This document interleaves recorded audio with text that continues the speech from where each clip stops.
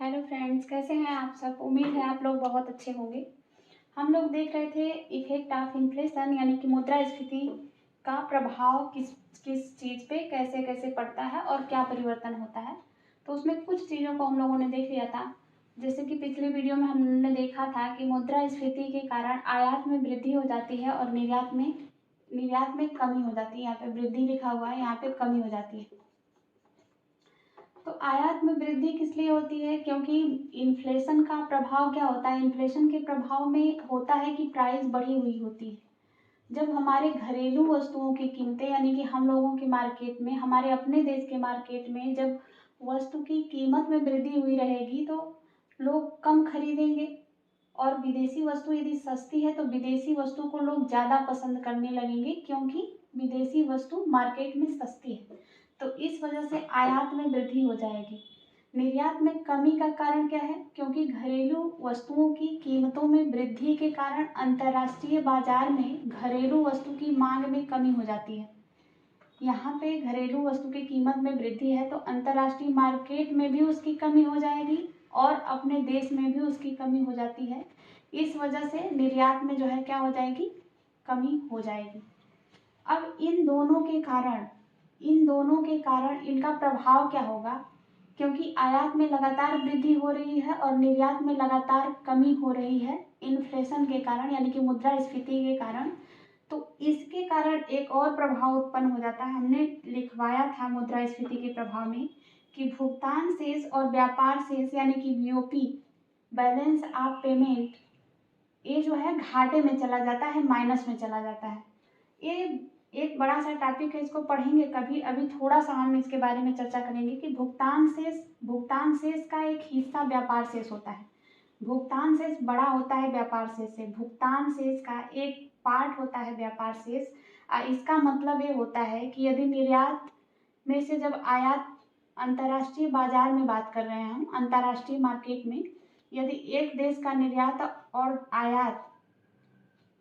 निर्यात कम है आयात से तो ये माइनस में चला जाता है। निर्यात यहाँ पे कम हो रहा है, निर्यात में कमी और आयात में वृद्धि आप देख रहे हैं, तो ये जाहिर सी बात है माइनस में जाएगा, तो ये घाटे में चला जाता है भुगतान शेष। अब भुगतान शेष जब घाटे में चला जाता है तो भुगतान शेष यानी कि व्यापार शेष का एक हिस्सा होता है कैट यानी कि चालू खाता घाटा यानी कि करेंट अकाउंट डेफिसिट। तो यहाँ पे लिखा हुआ है वस्तुओं में निर्यात में कमी तथा आयात में वृद्धि के कारण, निर्यात में कमी तथा आयात में वृद्धि के कारण चालू खाता घाटा में वृद्धि हो जाती है। यानी कि व्यापार शेष में यदि घाटा हुआ तो यहाँ पे व्यापार शेष का ही हिस्सा है करेंट अकाउंट डेफिसिट यानी कि चालू खाता घाटा, और इस घाटे में भी क्या हो जाती है, वृद्धि हो जाती है। भुगतान शेष का भी घाटे में वृद्धि होती है, व्यापार शेष के घाटे में वृद्धि होती है और उसका एक पार्ट चालू खाता घाटा यानी कि करेंट अकाउंट डेफिसिट, इसमें भी वृद्धि हो जाती है। एक और पॉइंट देखिएगा कि आयात में वृद्धि के कारण देश की पूंजी विदेशों में प्रवाहित होने लगती है। जब आयात में लगातार वृद्धि होगी तो देश की जो पूंजी है वो विदेशों में प्रवाहित होने लगती है। कैसे, इसको समझने के लिए हम लोग समझेंगे विनिमय दर को। एक पॉइंट, सारा चीज एक दूसरे से जुड़ा हुआ है दोस्तों। इसको यदि आप लोग समझने की कोशिश करेंगे एक दो बार तो बहुत अच्छे से समझ में आएंगी चीजें। आयात में वृद्धि के कारण देश की पूंजी विदेशों में प्रवाहित होने लगती है क्योंकि रुपये के मूल्य में ह्रास या विनिमय दर में गिरावट होने लगती है। रुपये के मूल्य में ह्रास होने का क्या कारण है और विनिमय दर का क्या मतलब है, इसको हम लोग समझेंगे। मतलब इसका ये हुआ कि यदि मान लीजिए, पहले तो रुपये के मूल्य में ह्रास का मतलब है, पहले इसका एक और कारण है कि यदि कीमत बढ़ती है, यदि कीमत बढ़ रही होती है और इन्फ्लेशन की स्थिति मार्केट में है तो कीमत बढ़ने के कारण, डिमांड बढ़ने के कारण यहाँ की मनी वैल्यू क्या होती है, गिर जाती है। ये लोग आप जानते हैं क्योंकि पिछले वीडियो से हम लोग कई वीडियो से पढ़ते चले आ रहे हैं कि इन्फ्लेशन की स्थिति में मनी की वैल्यू गिर जाती है यानी कि मुद्रा के मूल्य में ह्रास होने लगता है। मुद्रा के मूल्य में जब ह्रास होगा तो विनिमय दर में भी गिरावट होने लगती है। मतलब इसका ये हुआ, इसको समझते हैं ऐसे कि मान लीजिए $1 है, $1 का मूल्य 79 रुपीज़ है, इसे ही कहते हैं विनिमय दर। इसकी परिभाषा है, विनिमय दर की परिभाषा देख लीजिए। जिस दर पर घरेलू मुद्रा यानी कि रुपये का विदेशी मुद्रा का घरेलू मुद्रा में अदला बदली या विनिमय माने अदला बदली होता है, एक्सचेंज किया जाता है, तो उस दर को विनिमय दर यानी कि एक्सचेंज रेट कहते हैं। यानी कि घरेलू मुद्रा का विदेशी मुद्रा में जो अदला बदली किया जाता है उसे ही विनिमय दर कहा जाता है। $1 बराबर 79 रुपीज़ है, $1 का विनिमय दर इतना है, इसे ही विनिमय दर कहेंगे। अब विनिमय दर में गिरावट का क्या मतलब है? हमने पढ़ा कि मुद्रास्फीति की स्थिति में विनिमय दर में गिरावट होने लगती है। तो विनिमय दर में गिरावट का क्या मतलब है? मान लीजिए $1 बराबर 79 रुपीज़ है और बाद में ये हो जाता है $1 बराबर 85 रुपीज़। ये समझने के लिए हम कह रहे हैं, हो सकता है अंतर्राष्ट्रीय बाजार में भी यही मूल्य हो इस टाइम करंट का। $1 बराबर 85 रुपीज़ हो जा रहा है। यहाँ पे कहने का मतलब ये है कि पहले $1 को खरीदने के लिए हम लोगों को 79 रुपये देना पड़ता था, लेकिन मुद्रास्फीति के बाद में क्या होता है कि $1 खरीदने के लिए 85 रुपीज़ हम लोगों को देना पड़ रहा है। यानी कि कितने रुपए का घाटा हुआ? 6 रुपये का यहाँ पे घाटा हो रहा है, 6 रुपये का घाटा हो रहा है। यानी कि मनी की वैल्यू गिर रही है, मनी की वैल्यू, मुद्रा का जो मूल्य है, मुद्रा का मूल्य में गिरावट हो रही है।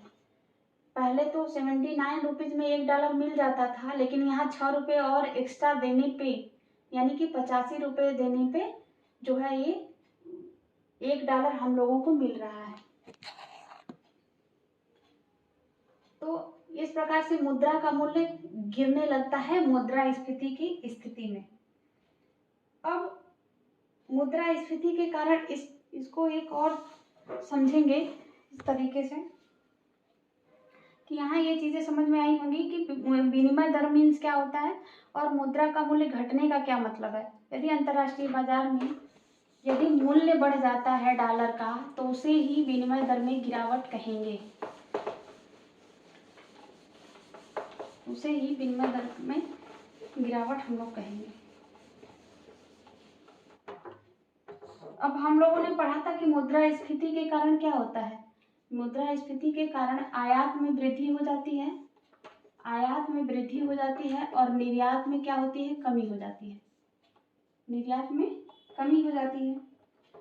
जब आयात में वृद्धि होगी तो यहाँ डॉलर जो है, डॉलर की मांग बढ़ जाएगी, डॉलर की मांग बढ़ जाएगी, क्योंकि आयात जो हो रहा है वो विदेशी वस्तु को खरीदने के लिए डॉलर चाहिए। किसी भी अंतर्राष्ट्रीय बाजार में यदि कोई मार्केटिंग करने जाते हैं, यदि हम लोग या घूमने के लिए जाते हैं, तो कभी भी हर जगह रुपया नहीं चलता है, डॉलर अधिकतर जगहों पे चलता है और 4-5 मुद्राएं हैं जो पूरे देश में चलती हैं। तो इस वजह से यदि आयात विदेशी वस्तुओं का कर रहे हैं हम, तो डॉलर की मांग तो बढ़ जाएगी, डॉलर की मांग बढ़ेगी।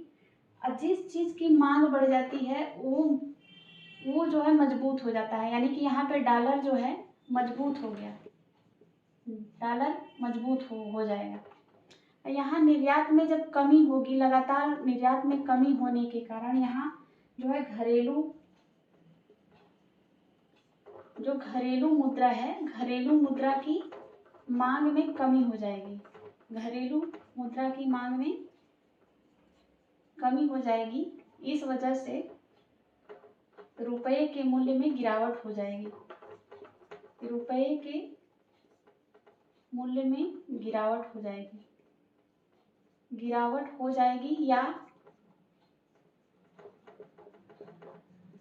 या यहाँ पे जो रुपया है, रुपया कमजोर हो जाएगा, रुपया कमजोर हो जाएगा। तो हमने क्या देखा कि इन्फ्लेशन की वजह से आयात में वृद्धि हो जाती है, निर्यात में कमी हो जाती है।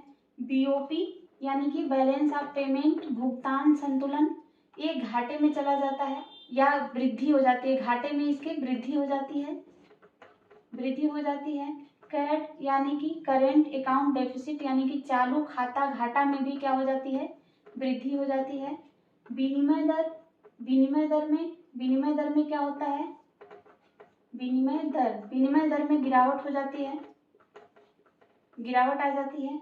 और रुपए के मूल्य में, रुपए का जो मूल्य है उसमें ह्रास होने लगता है, कमी आने लगती है, कम होने लगता है। तो इतनी सारी चीज़ों को हम लोगों ने देखा यहाँ पे।